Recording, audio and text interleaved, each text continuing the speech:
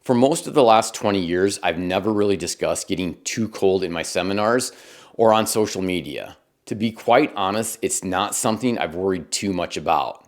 That doesn't mean that it can't occur, but I just don't think we see it like we do with heat stroke.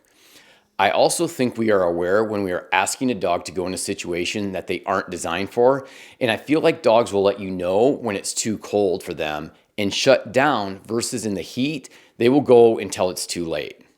By and large, the dogs designed for water can handle extremely cold temperatures. I have seen a couple of southern veterinarians post that they get worried about their duck dogs when it gets around 32. If we didn't hunt our dogs in the northern part of the country in those temps and honestly much colder, we'd never see good hunting with them. There are two areas that I worry about when it comes to cold weather hunting.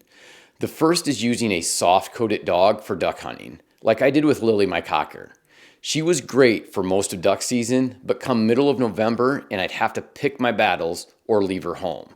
These dogs can still tolerate extremely cold water and the neoprene vests help a ton. However, it's the sitting in the wind in between retrieves where the problems develop.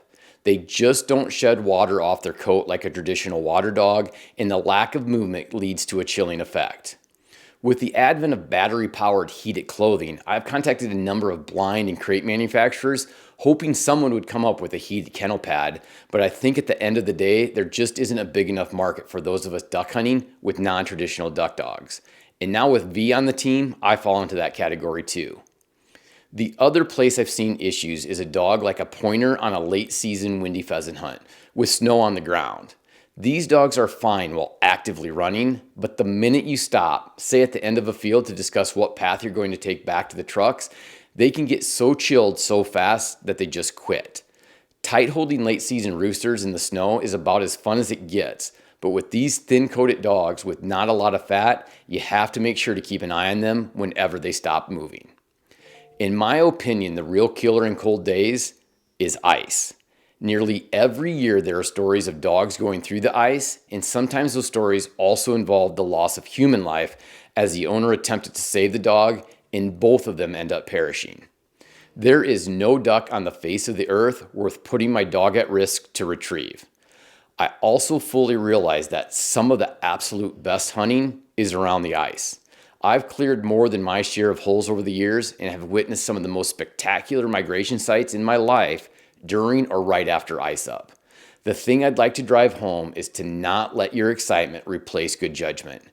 If you don't have a rock steady dog, then make sure that they are staked. Instead of emptying all 3 shots at a flock, it might be everyone is taking 1 shot when they are over the decoys to drop them in the water and to have a shot or 2 ready to finish off cripples. I'm not saying don't take your dog on some of the best hunts of the year, just have a plan.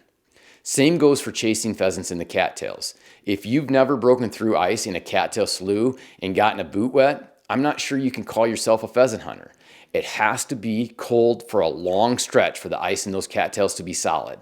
And so keep that in mind if sending a dog on a retrieve out into those areas. While typically the water may not be deep right in the cattails, you can still have weak pockets of ice out in those open spots.